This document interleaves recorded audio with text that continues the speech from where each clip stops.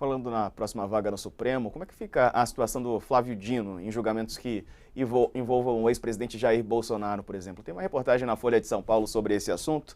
Dino pode ser considerado suspeito sobre Bolsonaro, mas deve julgá-lo sobre o 8 de janeiro e também sobre a pandemia. A suspeição pode ocorrer, diz aqui a reportagem, em razão de diferentes declarações públicas contra o ex-presidente já feitas por Dino, que chegou a chamar Bolsonaro de serial killer e próprio demônio.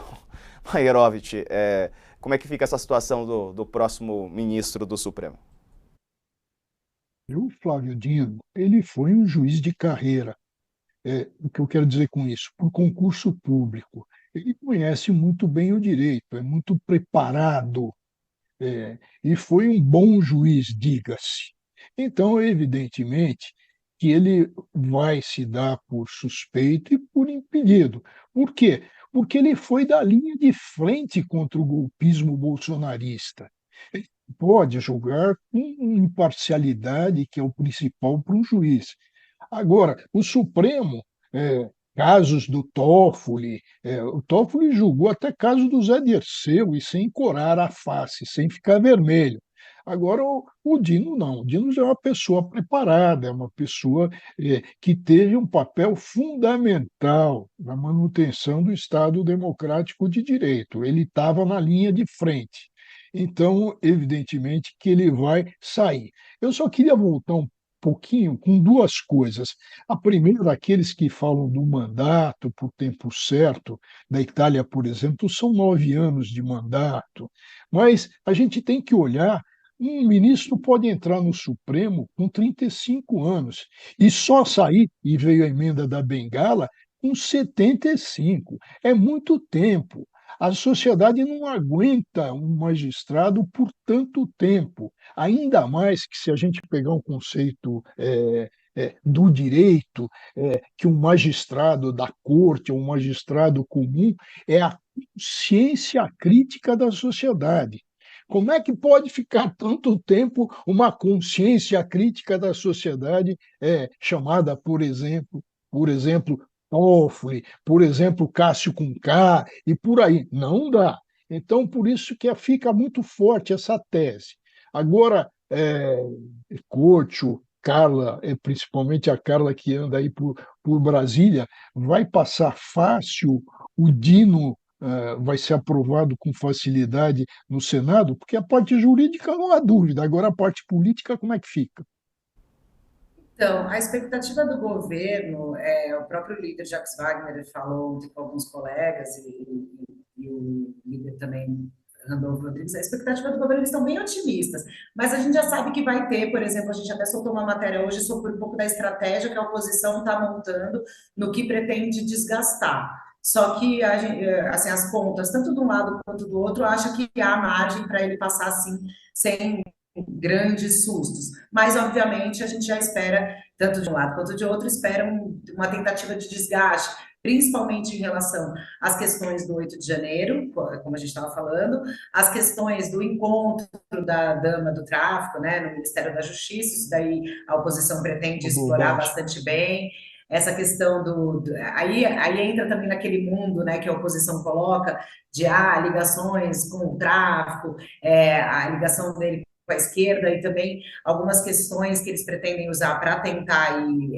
rebater o Dino sobre violência, né? O aumento da violência em Bahia, Rio de Janeiro, nesse ano, essas notícias que a gente acompanhou aí sobre violência, elas devem ser exploradas pela oposição como crítica ao trabalho dele como Ministério da Justiça. Mas aí é como você colocou, né, professor? São críticas pontuais que tentam buscar um embate, mas na hora do vamos ver, de usar critérios técnicos para a votação, ele acaba sendo aprovado e a tendência aqui é essa, que assim como o Zanin, é que o Zanin ainda tinha ali, ele fez um beijamão um pouco maior, tinha uma questão evangélica que ajudava no diálogo com a oposição, mas mesmo assim, pode ser que seja um pouquinho mais apertado, mas o governo está otimista e o lado da oposição pretende desgastar, mas já tem gente ali que admite que é difícil barrar a indicação e que não é muito praxe, né? Também não é comum, não é? barrarem indicações do Supremo. Então, agora, o que está me chamando curiosidade, que eu ainda não tenho essa resposta, é como é que vão ser realizadas as sabatinas do Dino e do Gonê no mesmo dia. Isso eu ainda não sei como vai ser feito. Eu estou questionando a assessoria aqui da CCJ e do Senado, mas eles ainda não têm. Eu acho que vai ficar difícil, porque eu imagino que a sabatina do Dino, principalmente, seja longa justamente porque a oposição vai fazer o que é o seu papel, né? Enfim, e de tentar desgastar aí o indicado do presidente Lula. Mas, no fim, é o que tudo indica, é o que parece, e as apostas maiores aqui são que ele acaba sendo aprovado sim, professor. Perfeito. Olha, o Diego. Oi, só me Diego, despedir da Carla antes do professor complementar, que eu sei que ela tem compromissos não, agora. deixa. Carla, Não, fica. eu fico mais um pouquinho, Puxa, eu fico mais um pouquinho, pode Então vai lá. ficar. É o seguinte, o Curtio, Carla, o Diego sabe bem, porque talvez ele tenha sido até contratado por essa Rádio Corredor, que é uma frequência da justiça brasileira. Ela toca em todos os fóruns, tá? Em lugares que eu frequento, que são os fóruns e etc. Então, vou dizer que a Rádio Corredor de hoje disse o seguinte: em primeiro lugar, a indicação do Dino contrariou o PT, e o PT ficou enraivecido. Por outro lado, uma candidata ao cargo de ministra da Justiça seria a presidente do PT. E o Lula poderia, agora para agradar o PT, já que ele desagradou com a indicação do Dino, colocar a presidente do PT no Ministério da Justiça. Essa é a rádio corredor dos tribunais e dos fóruns. Essa mesma rádio dá a seguinte notícia: o Lewandowski ganha um dinheirão, atenção, um dinheirão para dar assessoria à JBS. Será que ele trocaria esse dinheirão para ser ministro da Justiça ou faria aquele esquema já feito por outros ministros, no caso, vários até têm falecidos, de manter um escritório sem estar presente, se desvinculado para depois ele voltar, mas enquanto isso o escritório fica com a JBS e ele no Ministério da Justiça.